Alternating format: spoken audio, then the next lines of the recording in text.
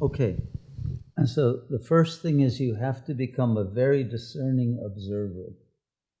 And you have to recognize that the thoughts that came up that either say you are guilty because you didn't do this or that, those are not your thoughts. They're an internalized superego that was originally some other that you identified with and accepted their judgment of you, and now that has become a self-judgment, right? In the sense of these are thoughts that are occurring in your mind. But as soon as you discern the fact that they're not your thoughts, they are an internal other. They are like a mind parasite that's feeding off of you. Those thoughts feed off of your life energy the moment you believe they are your thoughts. And that's when they create anxiety, because your life energy is being drained by this apparatus that now is feeding off of your consciousness and has taken over your consciousness and is impersonating you.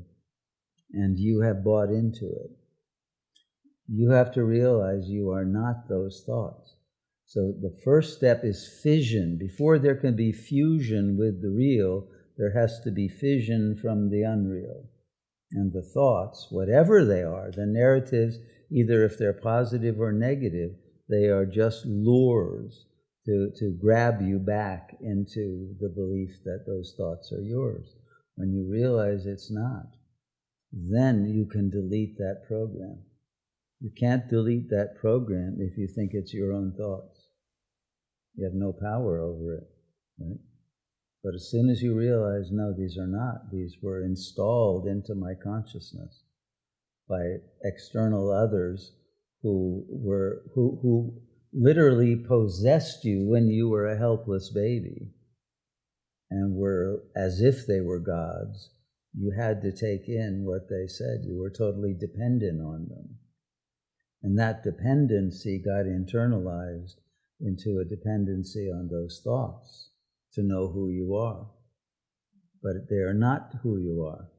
They are, in fact, who someone else wants you to be for them, and that other wants to control you through making you feel anxious and less and worthless, so they can feel superior and you will do what they say.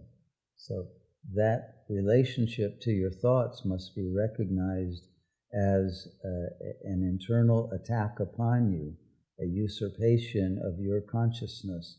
And until you become sovereign in your own mind by deleting those thoughts, you can never be free of that bondage, right? So that's where liberation comes in, is freedom from your own thoughts, not from some external other anymore. It's always only your own thoughts that cause you to be enslaved, right? But they're not yours. So the ability to watch the thoughts, to see them as mental objects, and to recognize that just because a thought says you should feel guilty because you didn't do X, Y, or Z doesn't mean you have to believe it. Okay? So the first step is disbelief in your own thoughts. Now that's very hard for an ego. It's easy to disbelieve anybody else's thoughts, but to disbelieve your own thoughts, that is the step that brings freedom. Okay? To realize that your thoughts are delusional and they are the cause of your suffering, and you don't need them anymore. You did need them as a baby or even as a child. Mommy says, don't cross the road without holding my hand, you know. Then if you still believe that as an adult, you're not going to get very far in life, you know. So there are a lot of roads you want to cross without holding someone's hand. Well, having those thoughts in your mind is like somebody's holding your hand and telling you how to feel, and you should feel bad for this, and you can feel good for that, right? They're giving you the rules of how you should feel. You don't need to live by those rules anymore. They have no validity. Don't give them jurisdiction over your mind. So you free yourself from that. And then you say, who am I then? If I am not that, what am I? And then the spiritual process begins. Then you're in Atma Vichara, and the power of presence will come and fill you.